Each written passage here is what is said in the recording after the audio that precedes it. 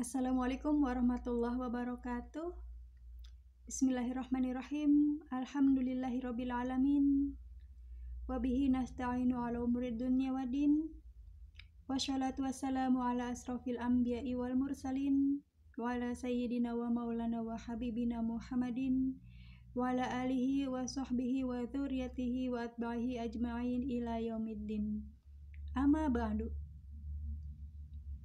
Dengan channel Tukang Kebon dan Kucing yang setia di sini, alhamdulillah wa syukrulillah kita bisa berjumpa kembali untuk lagi-lagi membahas topik utama kita mengenai budak angon atau satrio piningit. Kali ini saya akan mengetengahkan sebuah judul Pembersihan Alam Masa Pemingitan dan Masa Kemunculan Budak Angon atau Satrio Piningit.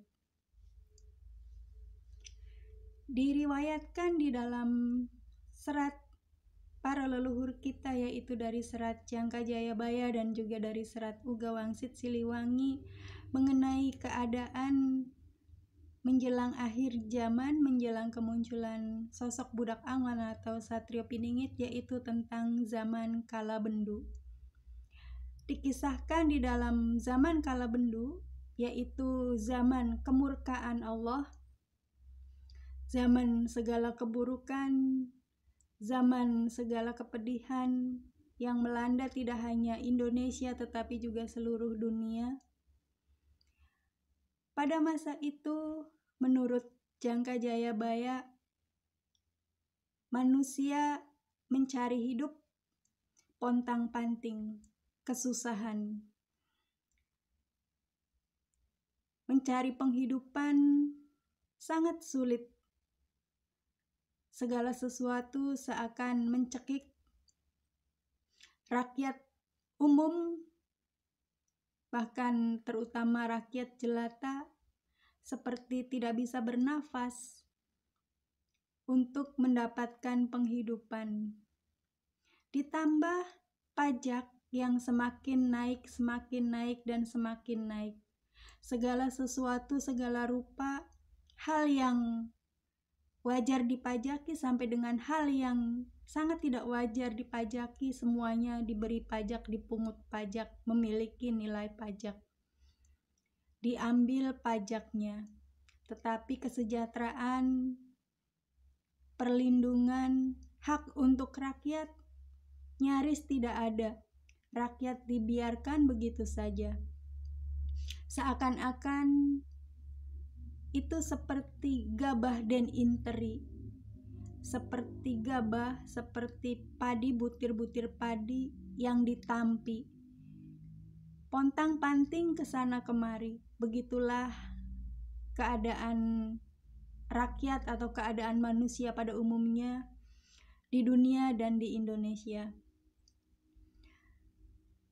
Hal tersebut digambarkan di dalam Uga Wangsit Siliwangi sebagai sebuah kekuasaan di mana penguasanya buta-buta, nubaruta. Buta-butanya sangat menjadi buta. Bukannya buta karena tidak bisa melihat matanya, tetapi karena tidak melihat penderitaan rakyatnya. Sangat-sangat menyedihkan.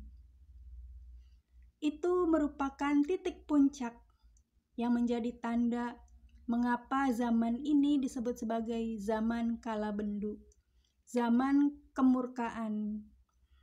Murka Allah karena manusia memperlakukan sesamanya dengan sewenang-wenang dan dengan ketidakadilan. Maka dijanjikanlah kemunculan sosok sang budak angon atau satrio piningit yang selama ini terpingit, kemudian akan terbuka hijabnya, akan terbuka tabirnya, akan terbuka penutup-penutup rahasianya untuk menjadi seseorang yang diangkat menjadi Ratu Adil. Akan tetapi sebelum masa pengangkatan tersebut berlaku dan terjadi beberapa hal yang menyedihkan sebagai bentuk tumbal pembalasan bagi perilaku manusia-manusia dan terutama adalah para penguasa beserta para kroni dan pengikut-pengikutnya yang sewenang-wenang, yang sedemikian hebatnya menyalahgunakan hak dan wewenang kekuasaan serta jabatan. Berjatuhanlah tumbal-tumbal, berjatuhanlah korban-korban, bukan karena kekejaman sesamanya, tetapi karena kekejaman perilakunya masing-masing. Sebagai kisos, demikian menurut istilah dalam agama Islam, atau sebagai karma menurut ajaran agama Hindu dan Buddha, atas perbuatannya masing-masing, bukan karena atas perbuatan orang lain. Karma tersebut atau kisos tersebut atau pembalasan tersebut akan diberlakukan 3 kali masanya, dan masa ini disebut sebagai masa pembersihan sebelum tegaknya kepemimpinan beliau Sang Ratu Adil. Pertama, pembersihan ini merupakan pembersihan alam, yaitu alam manusia dan alam lingkungan, sebelum Sang Budak Angon atau Satrio Piningit menjadi Ratu Adil, berarti semasa beliau masih di dalam masa keterpingitannya.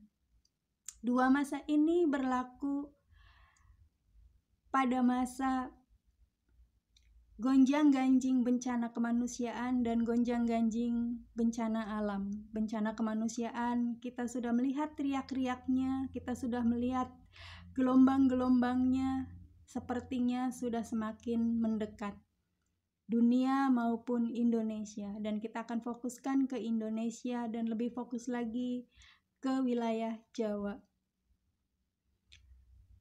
Demonstrasi besar-besaran akan ada di depan mata, dan itu berarti akan timbul korban-korban nyawa. Setelah itu akan muncul bencana alam yang juga akan menimbulkan korban-korban nyawa. Bencana alam ini merupakan pembersihan tahap kedua dari bencana kemanusiaan. Lalu setelah bencana kemanusiaan dan bencana alam berlaku, akan timbul masa bencana berikutnya yang merupakan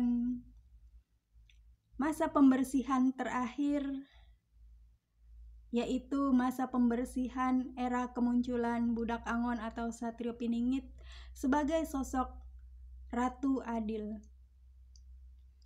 Orang-orang yang melakukan kesalahan, yang memiliki beban-beban dosa yang harus dipertanggungjawabkan, karena bumi kita, bumi Indonesia adalah bumi yang mulia, dan Allah memperkenankan bahwasanya di akhir zaman, menjelang akhir zaman, orang-orang yang berdosa ini diberikan kesempatan untuk dibasuh dosanya dalam bentuk kisos atau karma atau pembalasan langsung di dunia. Dan itu diwujudkan ketika muncul bencana kemanusiaan, bencana alam.